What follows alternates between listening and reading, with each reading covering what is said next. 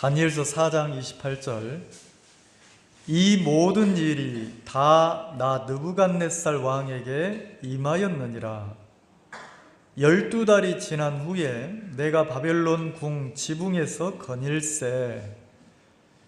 나 왕이 말하여 가로되 이 큰 바벨론은 내가 능력과 권세로 건설하여 나의 도성을 삼고 이것으로 내 위엄의 영광을 나타낸 것이 아니냐 하였더니 이 말이 오히려 나 왕의 입에 있을 때에 하늘에서 소리가 내려 가로되 느부갓네살 왕아 네가 말하노니 나라의 위가 네게서 떠났느니라. 네가 사람에게서 쫓겨나서 들짐승과 함께 거하며 소처럼 풀을 먹을 것이요 이와 같이 7대를 지나서 지극히 높으신 자가 인간 나라를 다스리시며 자기의 뜻대로 그것을 누구에게든지 주시는 줄을 알기까지 이르리라 하시더니 33절 그 동시에 이 일이 나 느부갓네살에게 응함으로 내가 사람에게 쫓겨나서 소처럼 풀을 먹으며 몸이 하늘 이슬에 젖고 머리털이 독수리 털과 같았고 손톱은 새 발톱 같았었느니라. 34절 그 기한이 참에 나 느부갓네살이 하늘을 우러러 보았더니 내 총명이 다시 내게로 돌아온지라. 이에 내가 지극히 높으신 자에게 감사하며 영생하시는 자를 찬양하고 존경하였노니 그 권세는 영원한 권세요 그 나라는 대대에 이르리로다. 37절을 같이 읽어보겠습니다. 시작. 그러므로 지금 나 느부갓네살이 하늘의 왕을 찬양하며 칭송하며 존경하노니 그의 일이 다 진실하고 그의 행하심이 의로우심으로 무릇 교만하게 행하는 자를 그가 능히 낮추심이니라. 37절에 보면 마지막 부분에 무릇 교만하게 행하는 자를 그가 능히 낮추심이니라 이래 돼 있어요. 우리가 인생을 살면서 내가 버려야 될 마음이 있어요. 그리고 내가 품어야 될 마음이 있거든요. 삶을 살면서 반드시 버려야 될 마음이 있어요. 근데 내가 이제 뭘 버려야 되지? 이걸 모르면 버릴 수가 없잖아요. 이게 쓰레기인지 아니면 진짜 귀중한 건지 구분이 안 가면 못 버린다는 거죠. 어린 아이들을 소원이만한 아이들에게 명절이라고 이제 세배를 시키는 거죠. 그럼 세배도 할 줄 모르는데 오빠나 누가 세배를 하면 엄마가 세배를 하면 따라서 어린 아이가 이제 세배를 하는 거예요. 근데 이제 돈을 모르니까 아이고 세뱃돈 줄게 그러면서 예를 들어서 이제 돈을 5만 원짜리를 줬다 합시다. 주면 자 돈을 모르는 저 소은이나 지안이나 그 어린 아이들은 어떻습니까? 그 돈을 귀중하게 간직합니까? 가치를 모르니까 그거를 그냥 이렇게 엄마를 주든지 그냥 던집니까? 던지잖아요. 누가 이렇게 떡 하나 주면 5만 원짜리 얼른 주고 받아 먹잖아요. 모르니까. 자, 그러면 내가 인생을 살면서 내가 버려야 될 게 있고 품어야 될 게 있는데 이 다니엘서 4장은 그걸 아주 잘 기록을 했어요. 모르죠? 진짜 저 창민이가 커서 이 나라를 이끄는 대통령이 될지 총리가 될지 모르죠. 우리 아이들이 어떻게 클지 모르죠.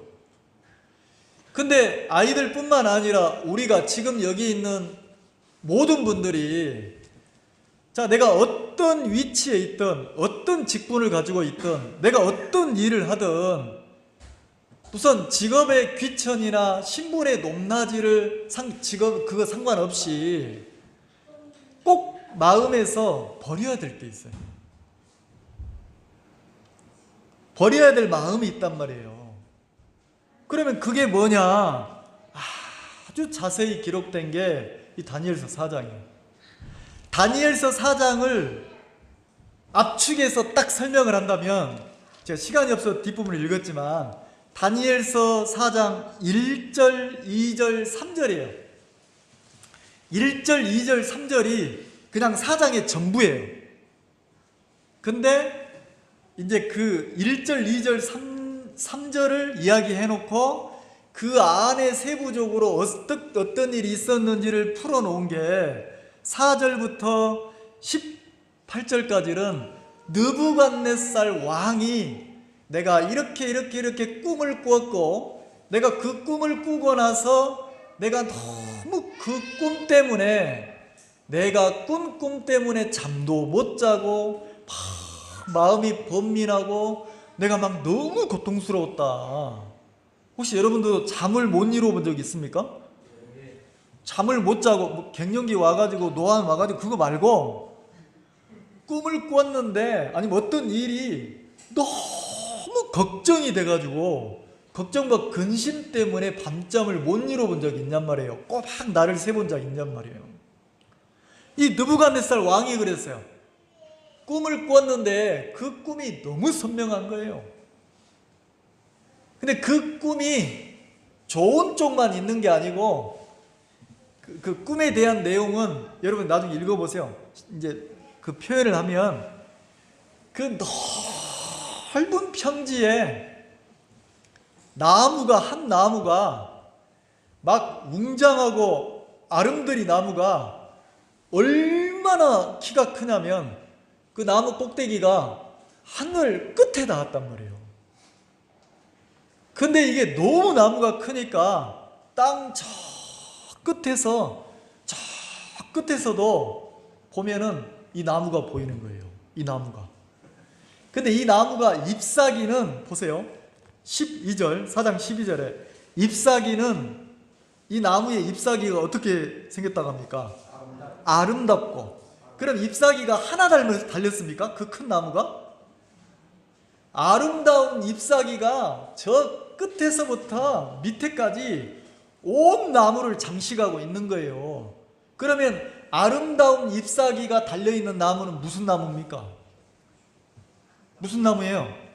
아름다운 나무가 되는 거지. 내가 아름다운 옷을 입으면 내가 어떤 사람으로 바뀌어요? 그래서 여자는 뭐하기 나름이다?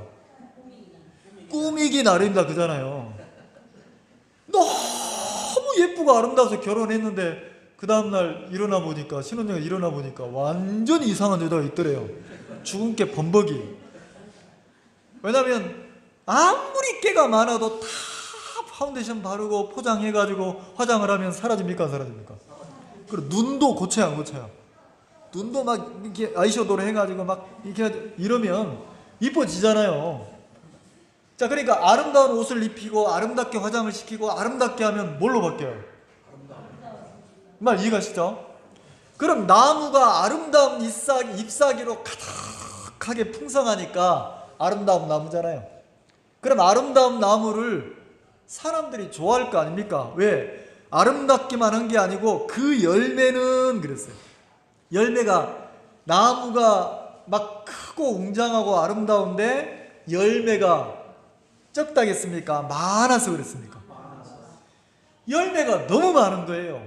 너무 많아가지고 그 나무에서 나오는 열매로 사람들이 식량을 삼는 거예요. 그리고 새들도 들짐승들도 그 나무에 깃들이고 나무에 이렇게 집을 틀고 해가지고 거기서 맺힌 나무의 열매를 먹고 사는 거예요. 그러니까 이 나무가 사람들이나 공중의 새나 들짐승들의 터가 돼준 거죠.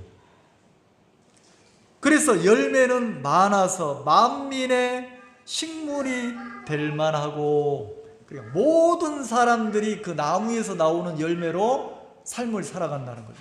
삶의 터가 됐다는 거죠. 자, 그리고 뭐라고 합니까?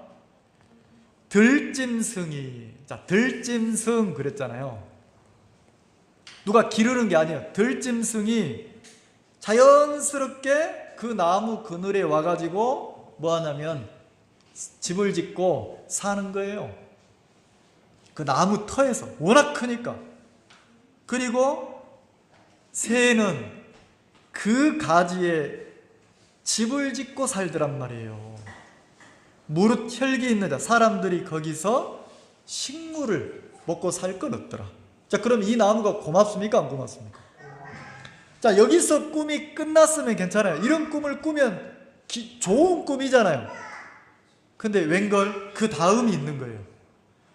그 다음에 뭐라고 되어 있냐면, 꿈이 연결되는데 하늘에서 사람 같지 않은 거예요. 하늘에서 막 그 거룩한 자, 어떤 한 순찰자 그랬으니까, 이 순찰자라는 원어의 뜻을 보면 위에서 눈을 뜨고 자세히 보고 있는 거예요. 하늘에서 자세히 보고 있는 거예요. 누구를 보고 있어요? 이 나무를 자세히 보고 있는 거예요. 자, 근데 사람들은 이 나무를 어떻게 봅니까? 아름다운 나무. 그리고 열매가 어떤 나무? 풍성한 나무. 새들도 들짐승들도 사람들도 그 나무를 털을 삼아서 거기서 나오는 것을 먹고 사는 아주 유익한 나무예요. 근데 여기는 땅에서 사람들이 볼 때 그랬단 말이에요. 근데 이제 한 순찰자가 그랬으니까, 이 순찰자는 땅에서 봅니까? 하늘에 속해가지고 하늘에서 보고 있습니까? 하늘에서 이 나무를 자세히 보고 있는 거예요. 자세히 보더니 뭐라고 하냐면, 자, 그렇게 말을 했어요. 14절, 그가 소리질러 외쳐 이처럼 이르기를.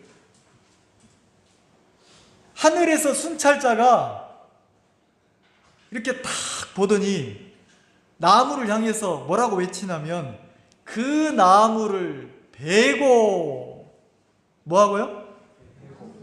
여러분 체크해 보세요. 베고 동그라미 쳐보세요. 그 나무를 베고, 근데 그 나무는 어떤 나무입니까? 땅에 사는 사람들이, 땅에 속한 짐승들이, 공중의 새들이 그 나무 덕분에 뭐예요? 삶을 살고 윤택해지고 좋잖아요. 근데 하늘에서 순찰자가 그 나무를 자세히 보더니 그 나무를 잘 보존하고 그런 게 아니고 그 나무를 베고 그랬단 말이에요. 베고. 그러면 하늘에서 볼 때는 그 나무가 보존할 가치가 없는 거예요. 하나님의 눈에는 그 나무가 막 보존하고 잘 보고 이렇게 그럴 가치가 없고, 뭐 해야 될 나무입니까? 베야 된다는 거죠. 베고 끝나는 게 아니야. 그 가지를 찢고 그랬어요. 찢고에 동그라미 쳐보세요. 찢고. 자, 이제 베고 그 다음 단계가 찢고. 나무는 베임을 당했고 그 다음에 찍혔고. 이 말 이해가시죠? 근데 그 가지에 누가 산다고 했습니까? 새들이 가지에 집을 짓고 새들이 그 가지를 의지해서 산다는 거죠. 근데 그 가지를 찍어버리래요. 그 다음에 그 잎사귀를 뭐하고? 떨고도 동그라미죠. 떨고. 잎사귀를 다 떨어뜨리라는 거지. 잎사귀가 어떻다겠습니까? 아름다운 잎사귀인데 야야야야야, 그 잎사귀 다 떨어버려라. 그 나무, 그 잎사귀 아름다운 거 붙여놓으면 안 된다. 붙여놓으면 안 된다. 다 떨어버리라는 거지. 그러면 나무가 아무리 커도 잎사귀가 다 찢기고 떨어지면 볼만합니까? 볼품 없잖아요. 나무가 베어졌고 가지가 찍혔고, 자, 생각해보세요. 큰 나무가 베어져서 넘어졌고, 그리고 가지가 다 찍혔고 잎사귀는 다 찍히고 떨어졌고, 그 다음 뭐라 했어요? 열매를, 그 나무에 있는 열매를, 그나마 그 열매 좀 써먹을까봐, 보관하고 이럴까봐 열매를 다 뭐하고? 해친단 말 이해가세요? 못 쓰도록, 써먹을 수 없도록 다 깨뜨렸다는 거지. 다 해쳤다는 거지. 수박을 잘못해가지고 수박을 바닥에다가 떨어져서 수박이 산산조각 탁 떨어졌다는 거죠. 그걸 해쳤단 말이에요. 그러면 주워 먹을 수 있어요? 이 나무 열매를 쓸 수 없도록 만들었다는 거예요. 그럼 더 이상 이 나무에서 새들이, 들짐승들이, 사람들이 그 나무를 흠모하거나 그 나무에서 나오는 것을 바라거나 나무를 의지해서 살 수 있어요, 없어요? 없게 만들었어요.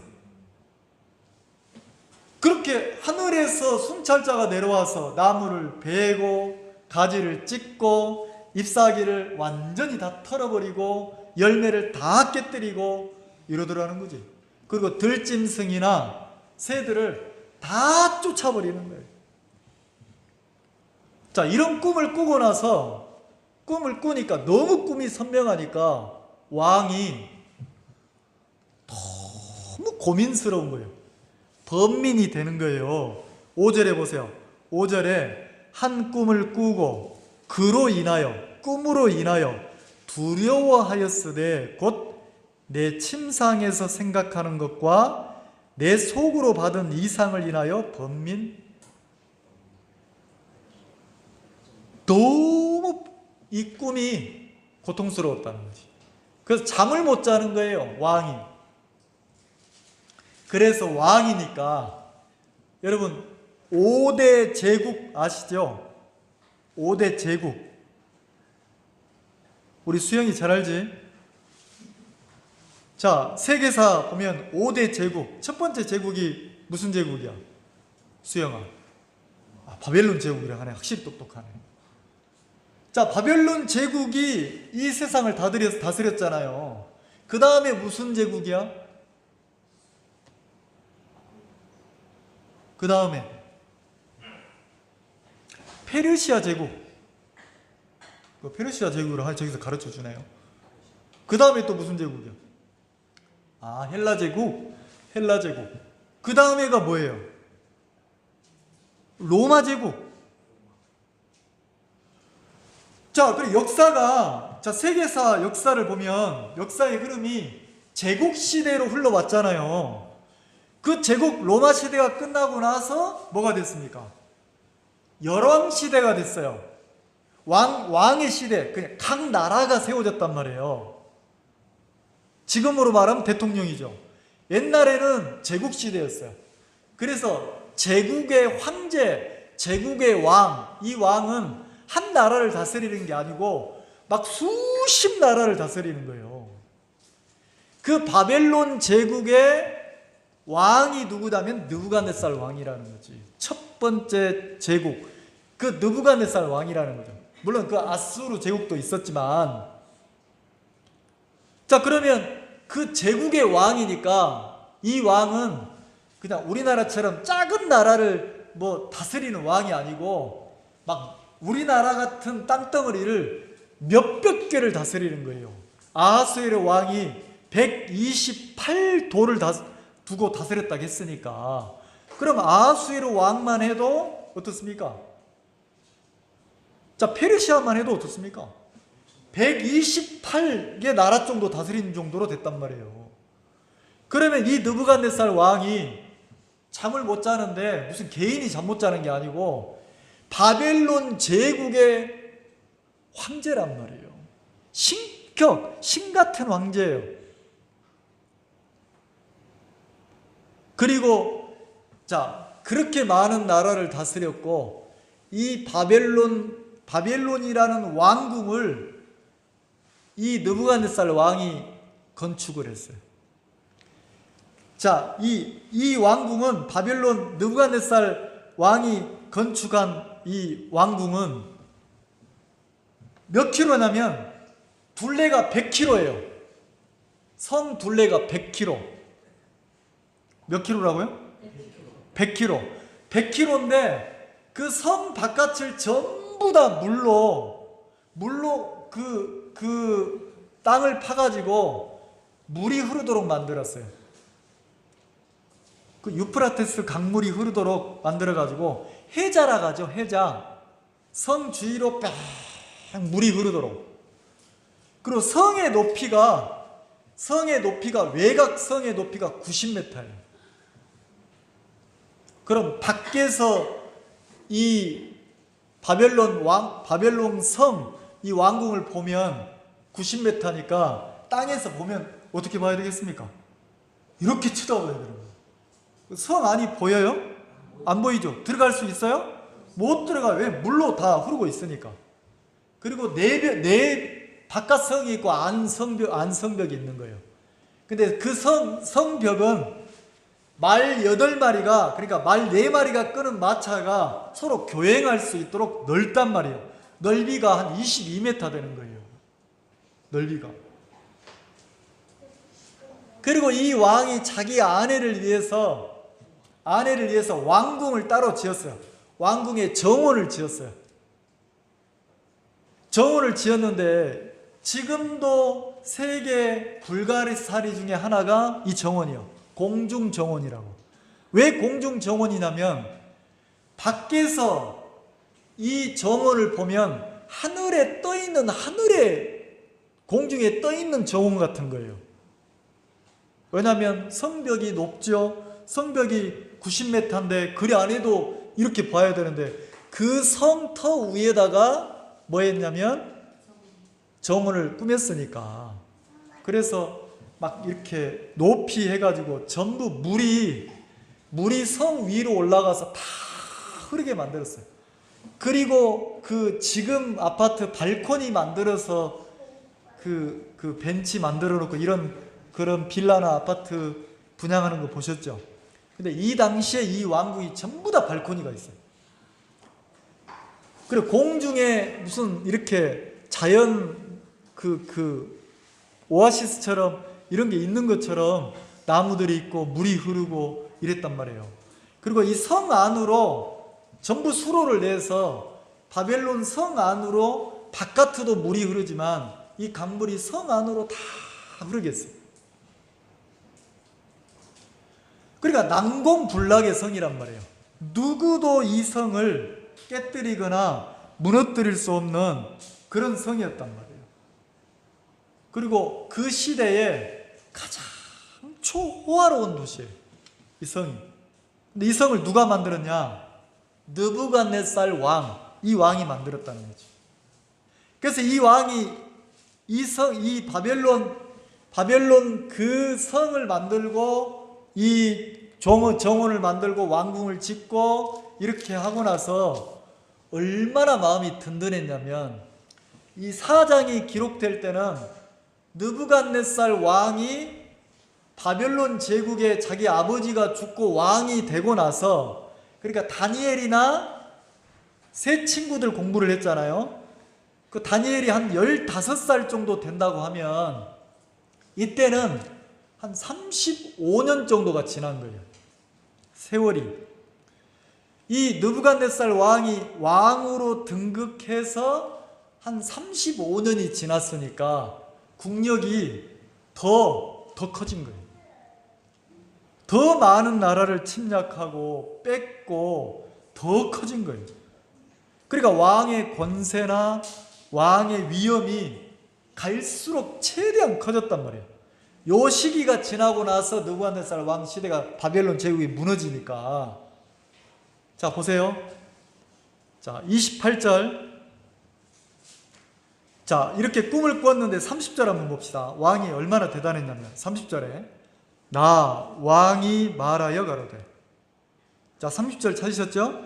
같이 한번 읽읍시다. 시작. 나 왕이 말하여 가로되 이 큰 바벨론은 내가 능력과 권세로 건설하여 나의 도성을 삼고 이것으로 내 위엄의 영광을 나타낸 것이 아니냐.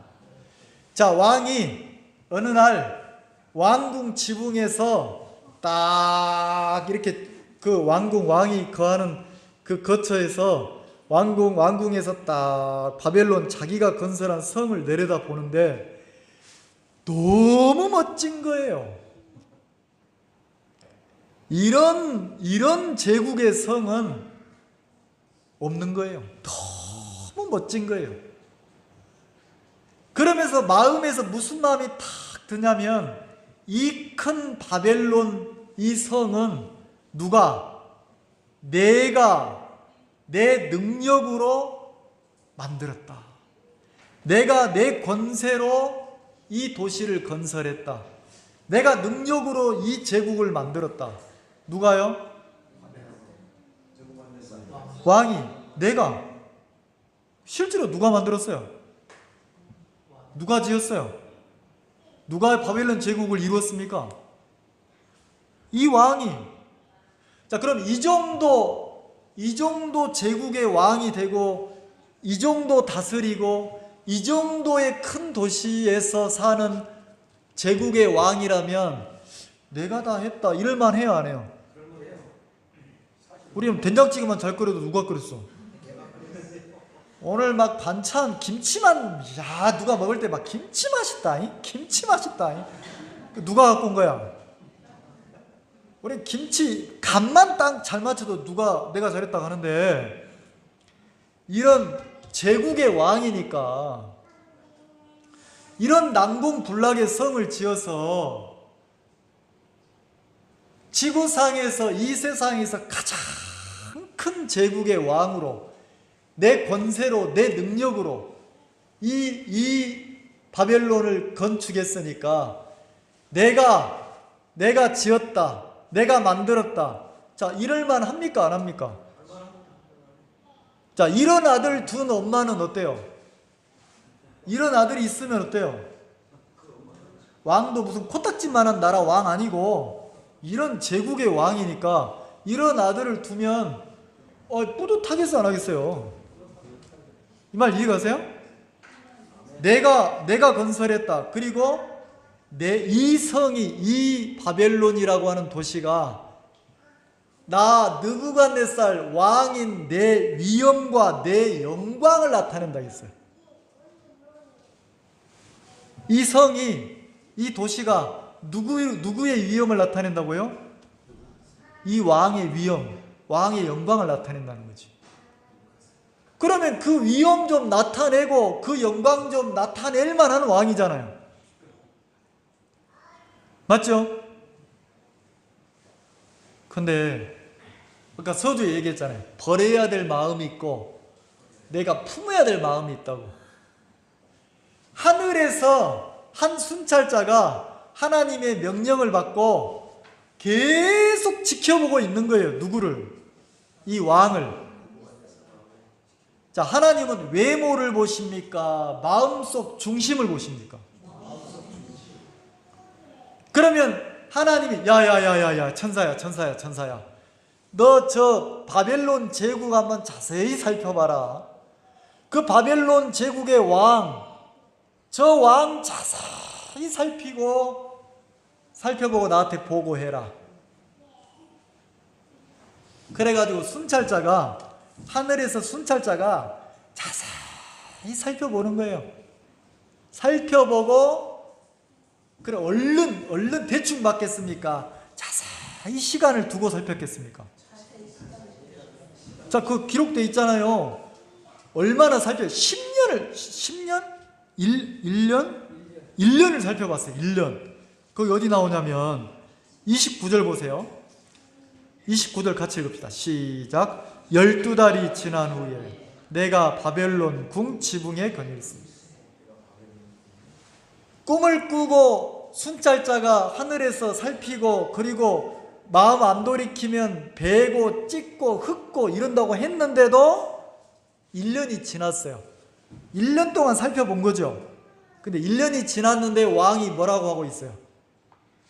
내가 내 능력으로, 내 권세로 내가 건축하고 내가 짓고 내가 만들었다.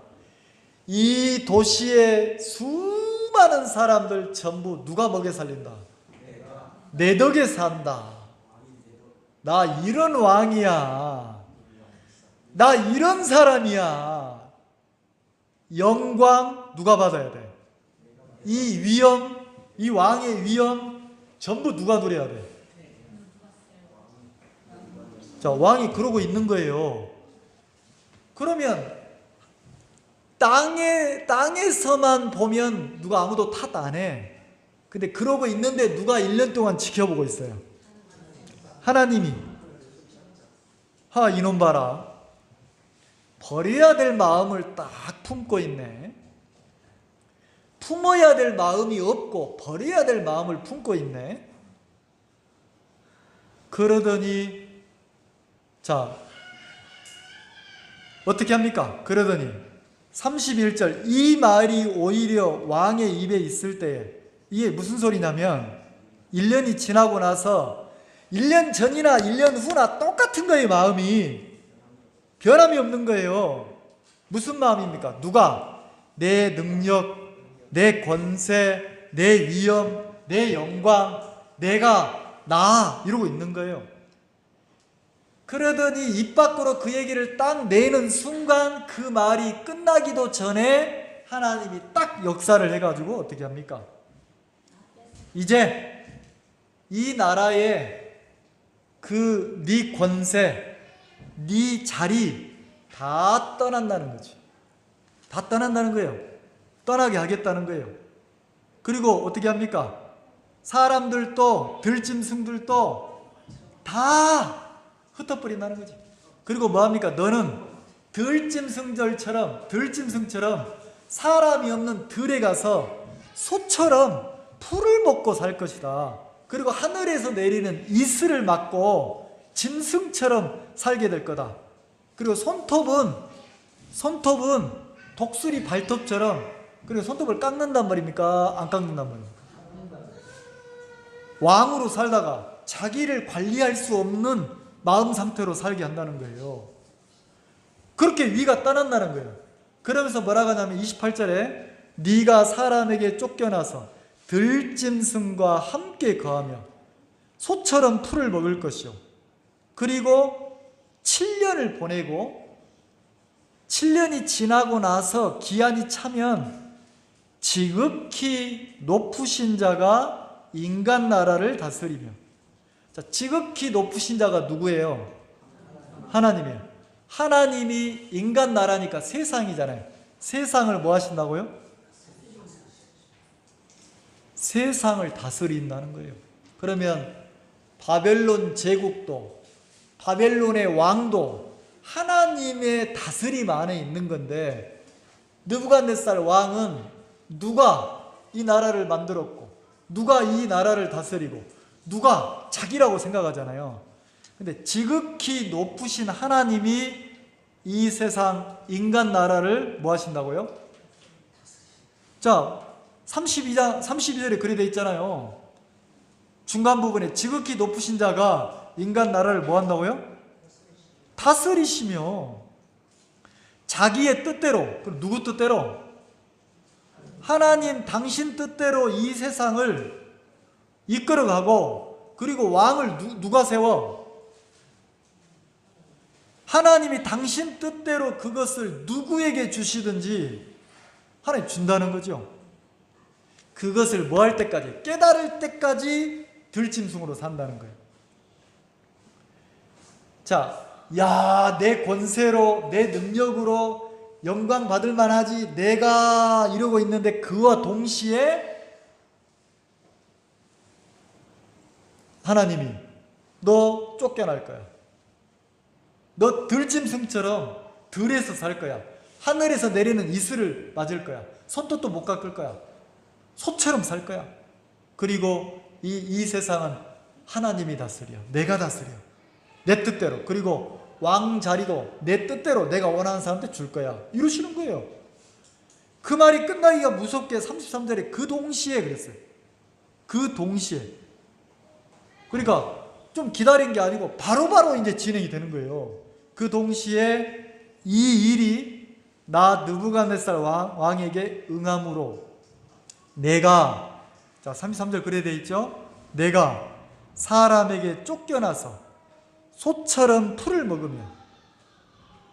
자, 왕이 사람들에게 무슨 쿠데타가 일어났는지 쫓겨났어요.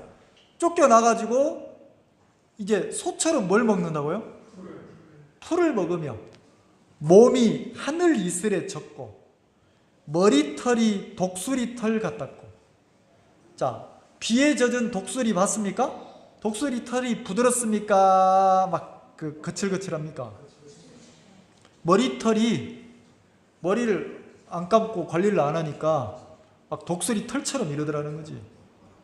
그 다음에 손톱은 새 발톱 같았다는 거예요.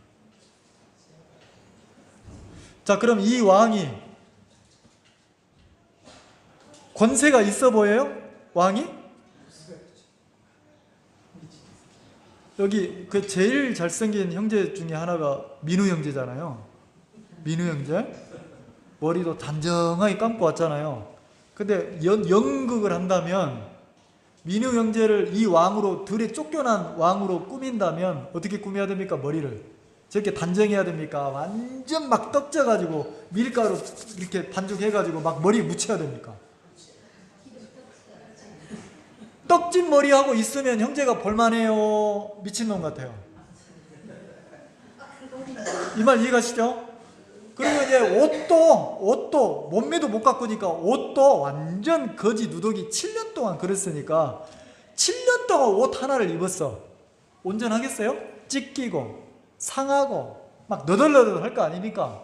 단벌 신사야. 옷도 그 옷을 입혀야 돼. 그리고 손톱도 어떻게 분장을 해야 됩니까? 길어가지고 독수리 발톱이야. 이렇게 막 생겼어. 그리고 독수리 발톱, 손발은 떼꾸정머리. 이 말 이해가세요? 근데 어디서 살아? 배경이 들에서. 그리고 하늘에서 내리는 이슬을 뭐해? 그대로 맞아. 여기 상상을 해보세요. 하늘에서 내리는 이슬이니까 비를 맞고 들에서 머리가 떡지고 옷도 찢기고 손톱 발톱이 길고 완전히 이래. 그리고 마음은 어떤 마음이야? 자, 16절 같이 봅시다. 시작. 또 그 마음은 변하여 인생의 마음 같지 아니하고 짐승의 마음을 받아 7대를. 자, 하나님이 잘났다 가니까, 지혜롭다 가니까, 똑똑하다 가니까 하나님이 야야야야야, 저 뺏어라, 뺏어. 저 내가 준 지혜, 저 총명 다 빼앗아라. 하나님이 준 지혜나 총명을 싹 걷어가니까 사람의 마음의 지혜가 싹 떠나가고 이제 어떤 마음이 남았어요? 짐승 같은 마음이 남았는 거예요. 이 말 이해가시죠? 자, 그러니까 연기할 때 이 민우 형제가 이제 마음도 바뀌어야 돼. 외모만 바뀌면 안 되고 마음도 사람의 마음에서 누구 마음으로 바꿔야 돼요? 짐승 마음. 그럼 사람처럼 행동해야 돼요? 짐승처럼 행동해야 돼요? 이렇게 버젓이 서가지고 여봐라 이래 못해. 여봐라 이래 못해. 이제 소처럼 네 발로 기어다니면서 배고프면 뭘 뜯어먹어? 풀 뜯어먹어. 풀 뜯어먹는데 머리는 뭐 했어? 단정합니까? 떡졌습니까? 풀을 뜯어먹었으니까 온 이빨이고 입술이고 막 풀 묻어가지고 볼만해요? 막 짐승 같아요? 이 말 이해가세요? 그러면 그렇게 분장을 시켜놓고 민우 형제를 딱 보면 사람 같습니까? 짐승 같습니까? 근데 짐승은 아니고 사람이니까 짐승 같은 사람을 보고 우리는 뭐라 해요? 뭐라고요? 미친놈이라고요? 제가 말 안 했어요. 완전히 미친 사람 같은 거예요. 왜? 마음도 사람 마음이 있어 없어? 짐승의 마음이니까 먹고 싸고 아무데나 뒹굴고 이러고 사는 거예요. 본능만. 이 말 이해가시죠? 그럼 민우 형제 말고 여기 있는 어떤 사람이라도 버려야 될 마음 안 버리면 하나님이 어느 날 야야 걷어들여라 그러면 내 지혜나 내 똑똑함이나 내 어떤 재능이나 하나님이 다 걷어가시면 나도 똑같이 짐승처럼 살겠어요? 안 살겠어요? 느부갓네살 왕은 이 마음이 안 버려져서 7년 동안을 짐승으로 살았어요. 7년 동안을. 참 하나님 놀랍죠? 7년을 들에서 살게 하는 거예요. 그 들에서 살았다는 말을 청초란 표현을 써요. 청초. 이 청초란 말은 푸른 아주 녹음이 짙은 푸른 초장인데, 풀속인데 이렇게 녹음이 우거지려면 사람의 발길이 닿으면 됩니까? 안 됩니까? 안 되는 거예요. 그러니까 사람 하나, 인적 하나 없는 그 들에서, 풀속에서 느부갓네살 왕이 7년을 살았다니까. 7년을. 그리고 4장 1절, 2절, 3절을 읽으면 7년이 지나고 나서 어떤 단어가 나오냐면, 자, 26절에 이런 단어가 나와요. 또 그들이 그 나무 뿌리 그루터기를 남겨두라 하였은즉 하나님이 다스리는 줄을 왕이 깨달은 후에야. 자, 느부갓네살 왕이 7년 동안 짐승의 마음으로 살다가 깨달음이 온다는 거죠. 어느 날 하나님이 그 마음을 준다는 거예요.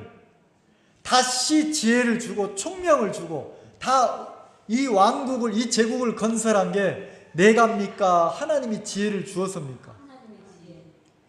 하나님이 거둬갔던 지혜, 명철, 이 재능을 다 때가 되니까 준 거예요. 그리고 나서 그 지혜가 들어오면서 하늘을 우러러 보니까 왕의 마음에 깨달아졌다는 거예요. 깨달아졌어요. 뭐가 깨달아졌습니까? 세상 나라를 누가 다스린다고? 지극히 높으신 자가 세상 나라를 다스리시는구나. 그러면 왕의 마음이, 자, 제 7년이라 했습니까? 1년인데 1년 동안 그렇게 살고 나서 7년입니까? 아, 7년이죠. 7년 동안 살고 나서 깨달았잖아요. 그러면 7년 전에 왕은 누구였습니까? 마음속에 딱 품고 있는 마음이 누가 건설했어요? 누가 이 제국을 이루었어요? 내가. 누가 이 백성들을 먹여 살려요? 공중의 새도 누구 덕에 살아요? 들짐승들도 누구 덕에 살아요? 내가. 전부 누가 먹입니까? 내가. 그 마음을 딱 품고 있었는데 7년 동안 짐승처럼 살면서 이때는 하나님이 준 걸 다 걷어갔어요. 그럼 진짜 자기 것으로 살아보니까 짐승이 되라는 거죠. 7년이 지나고 나서 그 다음에 34절 읽어보세요. 34절 시작. 그 기한이 참에. 자, 7년이 뭐 했다고요? 지났다는 거예요. 나 느부갓네살이 하늘을 우러보더니 내 총명이 다시 내게로 뭐하고?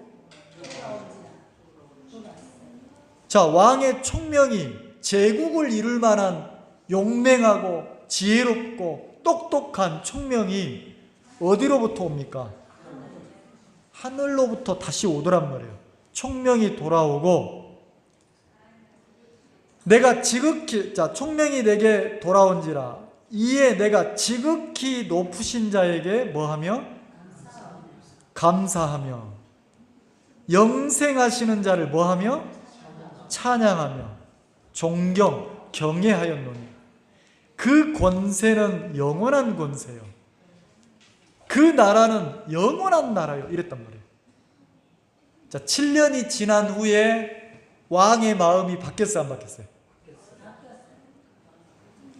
이야, 이 총명, 이 지혜, 이 재능 전부 다 하나님에게서 온 거구나. 그 전에는 내가였는데 내가가 딱 빠져나갔어요. 딱 빠져나가고 어떤 마음이 딱 들었습니까? 하나님이 내게 있는 지혜가 내 것이 아니고 하나님이 주신 것이다. 자, 유아보실 들립니까? 자, 느부갓네살 왕이 자기가 제국을 건설할 때 그 지혜와 그 용맹과 그 총명이 자기 것이었어요? 하나님이 준 거였어요? 아니, 대답하지 말고 저기 애기 엄마들만 대답하란 말이에요. 누가 줬어요? 그러면 그 이쁜 애기 아들 이뻐 죽겠죠? 눈에 넣어도 안 아프죠? 맨날 내 아들 내 아들 그러는데 마음 중심은 입으로는 이쁜 내 아들 내 새끼 이렇게 말을 하지만 마음에는 애기 엄마들이 여러분들이 무슨 마음을 가져야 됩니까? 누가 주신 아들? 유아버지 대답 안 하네. 자, 누가 주신 아들? 이쁜 내 아들이 누가 주신 아들이에요? 우리 아이가 건강한 거 누가 주신 거예요? 유별나게 우리 아이가 지혜롭고 똑똑하다면 내가 잘 키워서 내가 낳은 아들입니까? 하나님이 지혜를 줬습니까? 자, 저를 보고 대답하세요. 저를 보고. 누가 줬다고요? 여러분 마음에 진짜 그 마음을 품잖아요. 그러면 그 아이를 하나님이 제국의 왕으로도 세울 수 있어요. 이 말 이해가십니까? 한 나라의 다스리는 통치자로도 세울 수 있어요. 왜? 내 아이를 통해서 하나님이 당신의 뜻을 이루려고. 그러면 엄마가 그렇게 키워야 된다는 거지. 그리고 다시 돌아와서 여러분들은요, 우리는 누가 줬습니까? 근데 우리가 느부갓네살 왕처럼 침실에서 왕궁에서 우리도 그럴 때 있죠. 혼자 생각해. 참 내가 고생 많았어. 이 정도 된 것도 다 누구 덕이야. 이것들아 정신 차려라. 이 엄마가 이 아빠가 이렇게 해서 집안을 이끌었노라.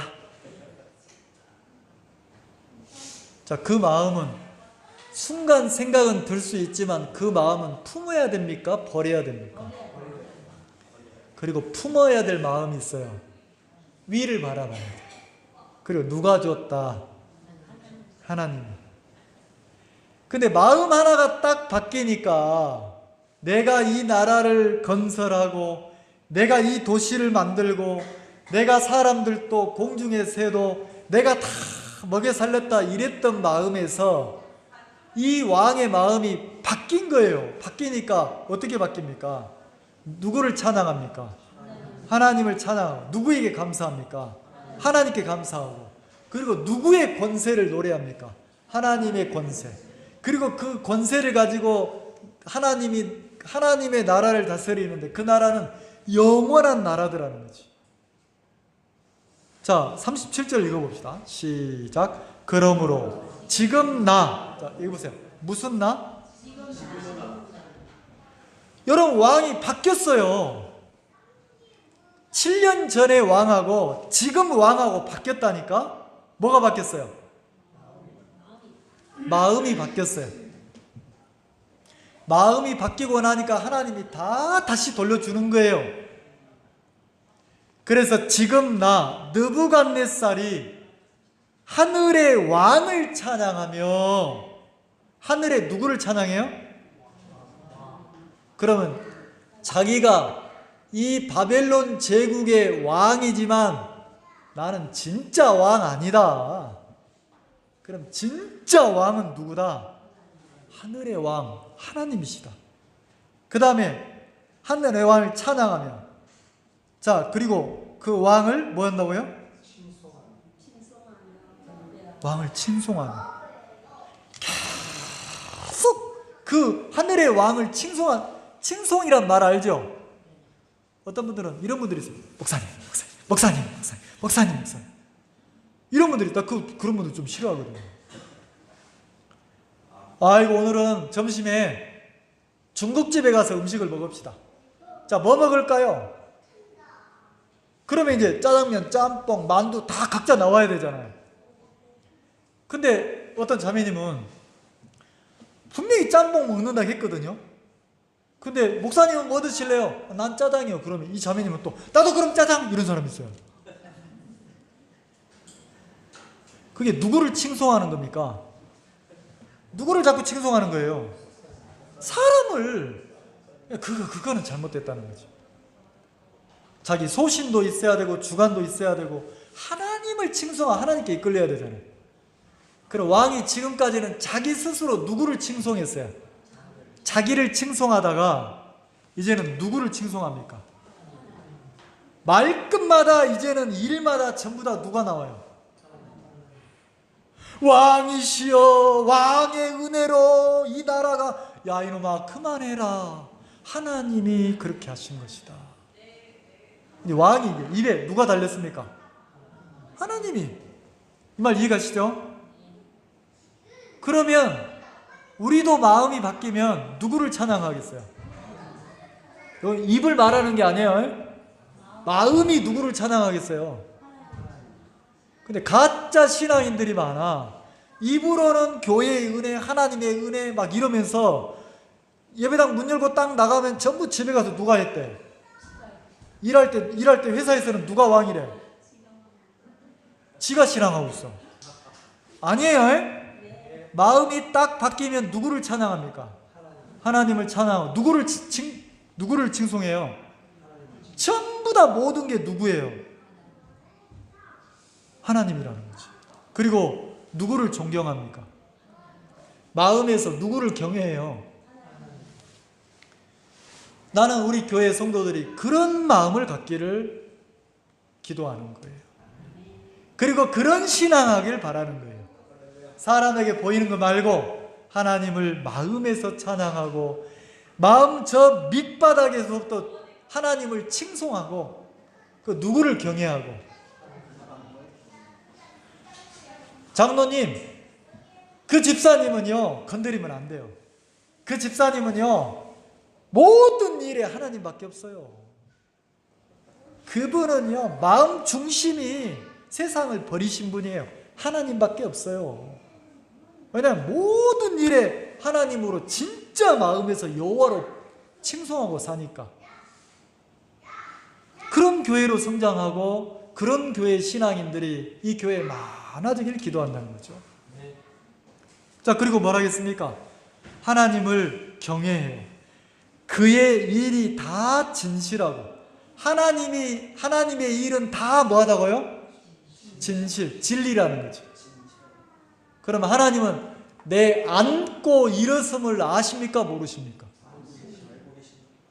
내가 왕궁에 있을 때나 저 바다 끝에 앉아 있어도 하나님은 아셔요? 모르셔요? 그러면 이 말은 뭐냐면, 내가 지금 어떤 형편에 있든지 간에 뭐 한다는 겁니까? 어떤 형편에 있든지 간에 이거는 선한 거다. 진리 되시는 하나님이 나에게 주신 삶이다. 그럼 내가 이 자리에 한 명 한 명 내가 이 자리에 앉아 있는 것도 하나님의 그 선하심이 나를 이 자리에 앉아 있게 한 겁니까? 안 한 겁니까? 그럼 이 자리에 앉아서 왜 앉혀놨어요? 하나님이 내 영광, 내 위엄, 나를 세우라고 앉혀놨어요? 하나님을 찬양하고, 하나님을 칭송하고, 하나님을 경외하고, 주를 섬기고 복음을 섬기고 이 교회를 섬기라고. 언제?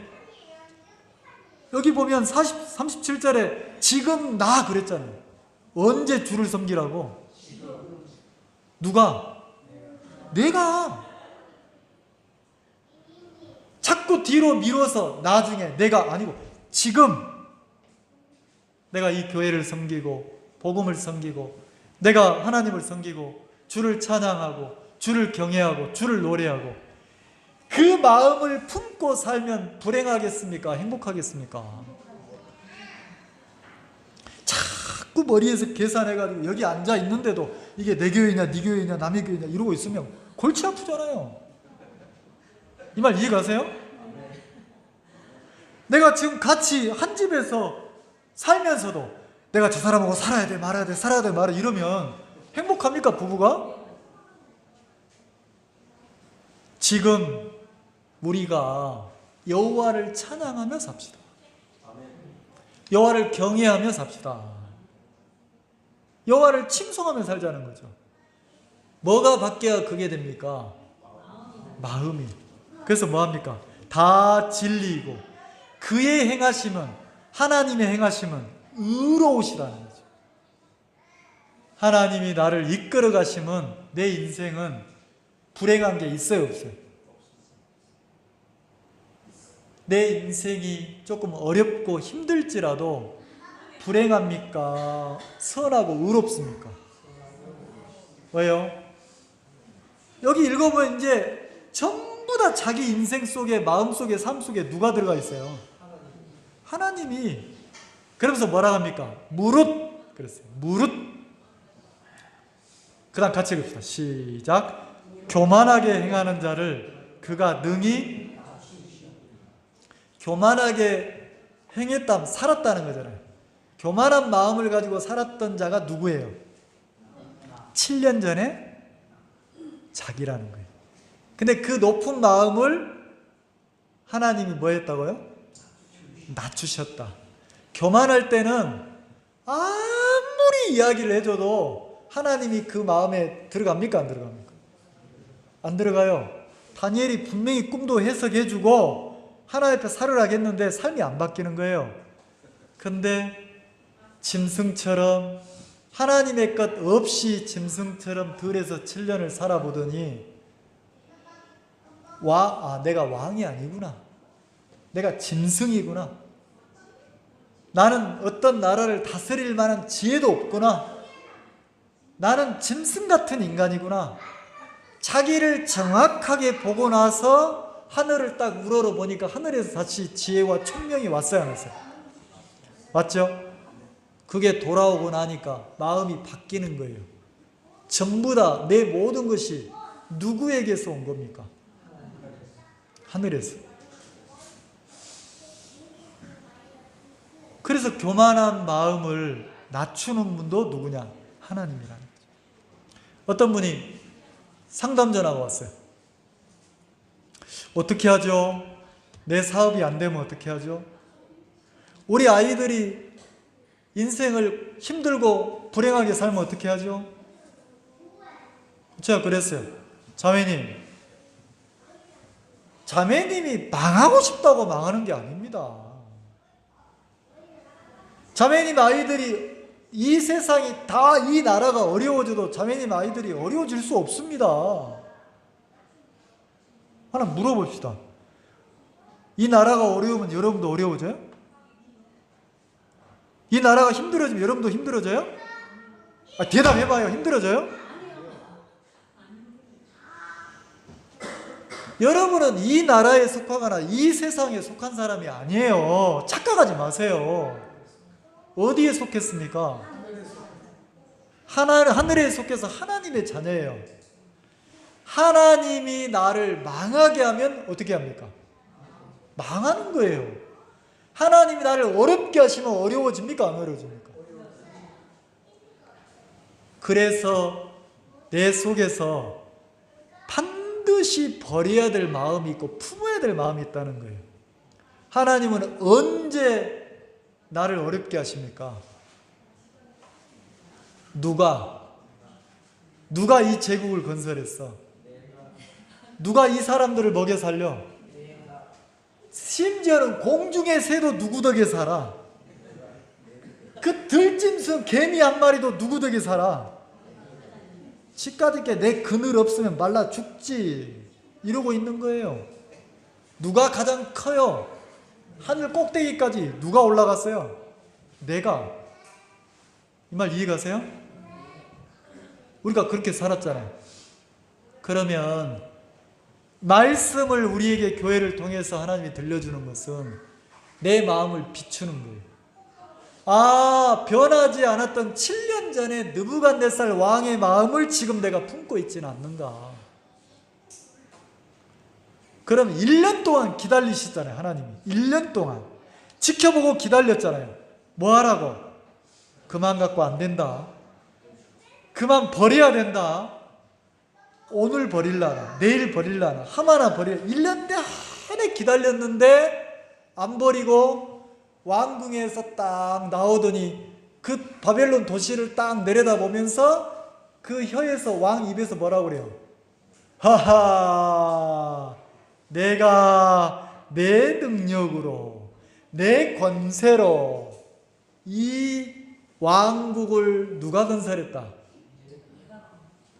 그때 딱 지혜를 뺏어붙는 거예요.